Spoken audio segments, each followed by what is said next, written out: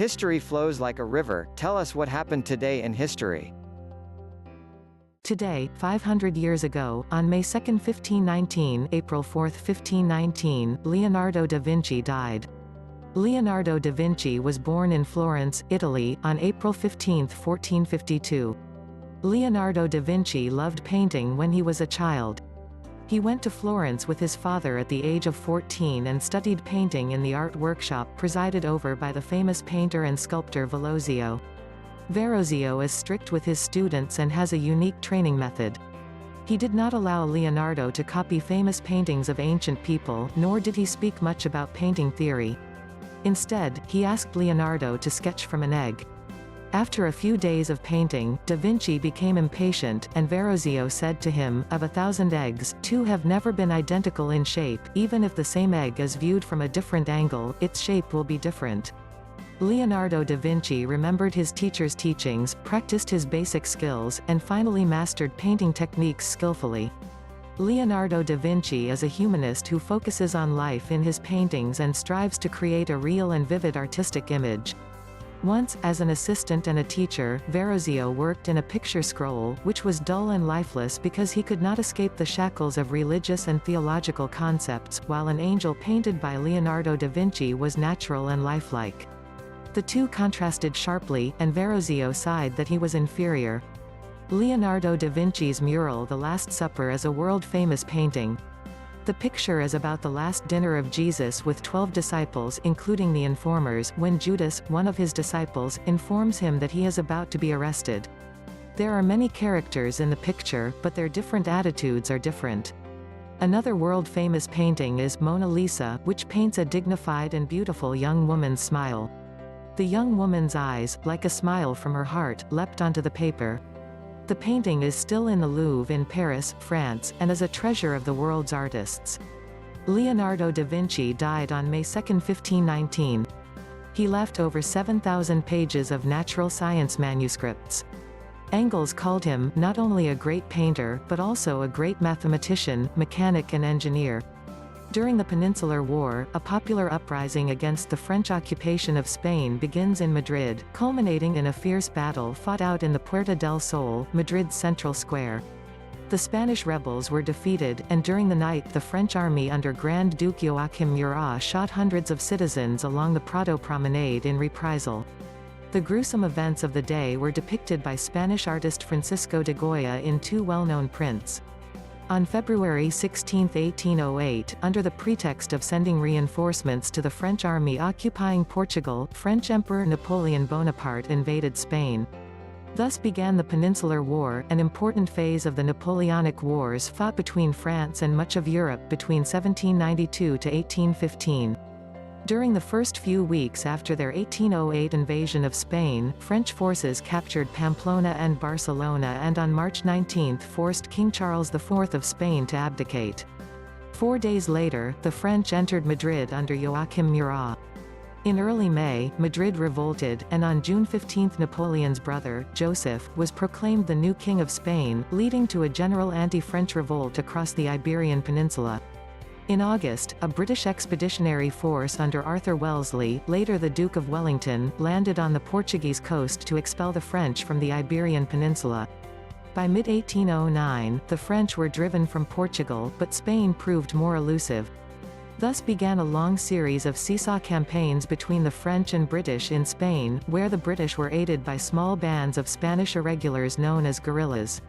Finally, on June 21, 1813, Allied forces under Wellesley routed the French forces of Joseph Bonaparte and Marshal Jean Jourdan at Vitoria, Spain. By October, the Iberian Peninsula was liberated, and Wellesley launched an invasion of France. The Allies had penetrated France as far as Toulouse when news of Napoleon's abdication reached them in April 1814, ending the Peninsular War. Today, 177 years ago, on May 2, 1842, March 22, 1842, the British Charter movement broke out. Britain was the first country to have a bourgeois revolution and an industrial revolution. It was called the factory of the world in the 19th century.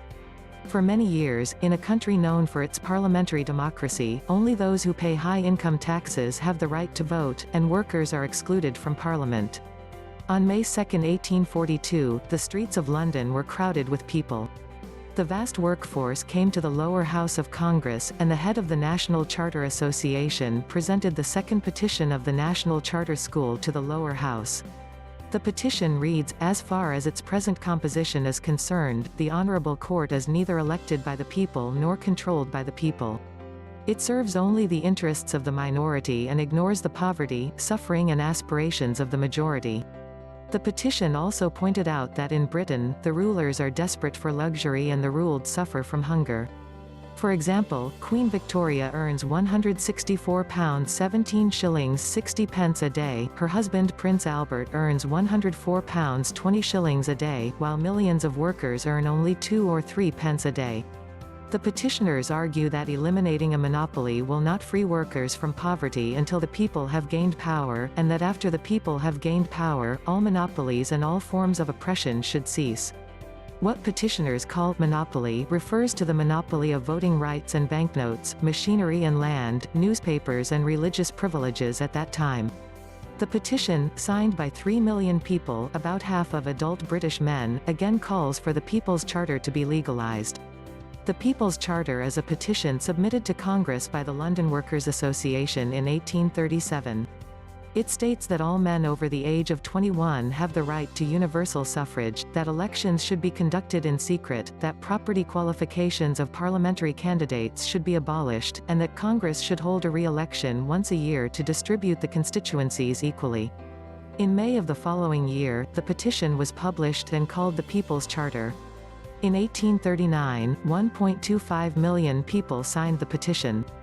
In July 1840, representatives of charter parties from all over Manchester held a general meeting to proclaim the establishment of the National Charter Association. Its purpose is to achieve a thorough reform of the House of Commons so that it can fully and faithfully represent all the personnel of the United Kingdom, and in order to achieve this goal, only peaceful and legitimate means should be adopted. The association has hundreds of branches all over the country. Members of the association have to pay membership fees. It was the germination of the first working party in modern times. In 1848, the charter movement rose again under the impetus of the European revolutionary storm. The Third National Petition further states that labor is the only source of all wealth and that workers have priority over the fruits of their labor. The people are the only source of power. The petition was signed by 197,000 people. Workers in London, Manchester, Birmingham, Liverpool and Glasgow staged massive demonstrations. On April 10, delegates to the Third National Congress of the National Charter sent petitions to Congress in 4 gorgeous carriages, which were repressed by the gendarmes. Congress refused to accept the petition. The government then ordered the dissolution of the National Chartist Association. Lenin commented that the charter movement in Britain was the first broad, real mass and political proletarian revolutionary movement in the world. The charter movement marked the beginning of the British proletariat as an independent political force on the historical stage, and opened the prelude to the struggle against the bourgeoisie for political power. On this day in 1918, General Motors Corporation (GM), which will become the world's largest automotive firm, acquires Chevrolet Motor Company. GM had been founded a decade earlier by William C. Billy Durant, a former carriage maker from Flint, Michigan, whose Durant-Dort Carriage Company had taken control of the ailing Buick Motor Company. On September 16, 1908, Durant incorporated Buick into a new entity, General Motors, which by the end of that decade had welcomed other leading auto manufacturers including Oldsmobile, Cadillac and Oakland into its fold. In 1910, with GM struggling financially, stockholders blamed Durant's aggressive expansionism and forced him out of the company he founded. In November 1911, he launched Chevrolet Motor Company, named for his partner, the Swiss race car driver Louis Chevrolet. Still the owner of a considerable portion of GM stock, Durant began to purchase more shares in the company as his profits from Chevrolet allowed. In a final move to regain control, Durant offered GM stockholders 5 shares of Chevrolet stock for every 1 share of GM stock. Though GM stock prices were exorbitantly high, the market interest in Chevrolet made the 5-for-1 trade irresistible to GM shareholders. With the sale, concluded on May 2, 1918, Durant regained control of GM. Just 2 years later, however, he was pushed out for good by Pierre S. DuPont, whose family's powerful chemical company had begun investing in the fledgling auto industry by buying GM stock in 1914. Pierre DuPont subsequently rose to the chairmanship of GM's board and became president in 1920. In an agreement made that same year, DuPont paid off all of Durant's debt. In exchange, the controversial founder left the company. Durant refused to bow out of the automotive industry, however, founding Durant Motors in 1921 and producing a line of cars for the next decade. The onset of the Great Depression in the early 1930s put an end to Durant's career in cars, and he threw his entrepreneurial energy behind a string of bowling alleys located near the Buick complex in Flint, Michigan. When this venture failed as well, Durant faded from the public eye. He died on March 18, 1947, at the age of 85, just weeks before the passing of another automotive pioneer, Henry Ford. On this day in 2011, Osama bin Laden, the mastermind behind the September 11, 2001, terrorist attacks in the United States, is killed by U.S. forces during a raid on his compound hideout in Pakistan. The notorious 54-year-old leader of al-Qaeda, the terrorist network of Islamic extremists, had been the target of a nearly decade-long international manhunt. The raid began around 1 a.m. local time, when 23 U.S. Navy SEALs in 2 Black Hawk helicopters descended on the compound in Abbottabad, a tourist and military center north of Pakistan's capital, Islamabad. One of the helicopters crash-landed into the compound but no one aboard was hurt. During the raid, which lasted approximately 40 minutes, 5 people, including bin Laden and one of his adult sons, were killed by U.S. gunfire. No Americans were injured in the assault. Afterward, bin Laden's body was flown by helicopter to Afghanistan for official identification, then buried at an undisclosed location in the Arabian Sea less than 24 hours after his death, in accordance with Islamic practice. Just after 11:30 p.m. Est on May 1, Pakistan's time zone is 9 hours ahead of Washington, D.C., President Barack Obama, who monitored the raid in real time via footage shot by a drone flying high above Abbottabad, made a televised address from the White House, announcing bin Laden's death. "Justice has been done," the president said. After hearing the news, cheering crowds gathered outside the White House and in New York City's Times Square and the Ground Zero site. Based on computer files and other evidence the SEALs collected during the raid, it was later determined that bin Laden was making plans to assassinate President Obama and carry out a series of additional attacks against America, including one on the anniversary of September 11, the largest terrorist attack ever on U.S. soil, which left nearly 3,000 people dead.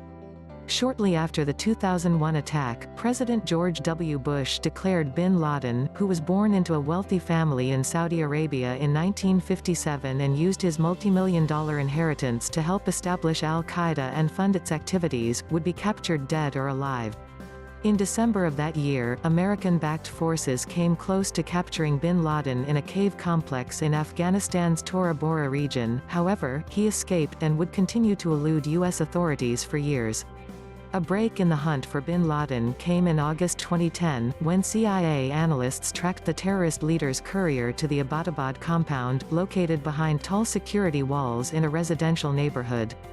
U.S. intelligence officials spent the ensuing months keeping the compound under surveillance, however, they were never certain bin Laden was hiding there until the raid took place. The U.S. media had long reported bin Laden was believed to be hiding in the remote tribal areas along the Afghan-Pakistani border, so many Americans were surprised to learn the world's most famous fugitive had likely spent the last 5 years of his life in a well-populated area less than a mile from an elite Pakistani military academy. After the raid, which the U.S. reportedly carried out without informing the Pakistani government in advance, some American officials suspected Pakistani authorities of helping to shelter bin Laden in Abbottabad, although there was no concrete evidence to confirm this.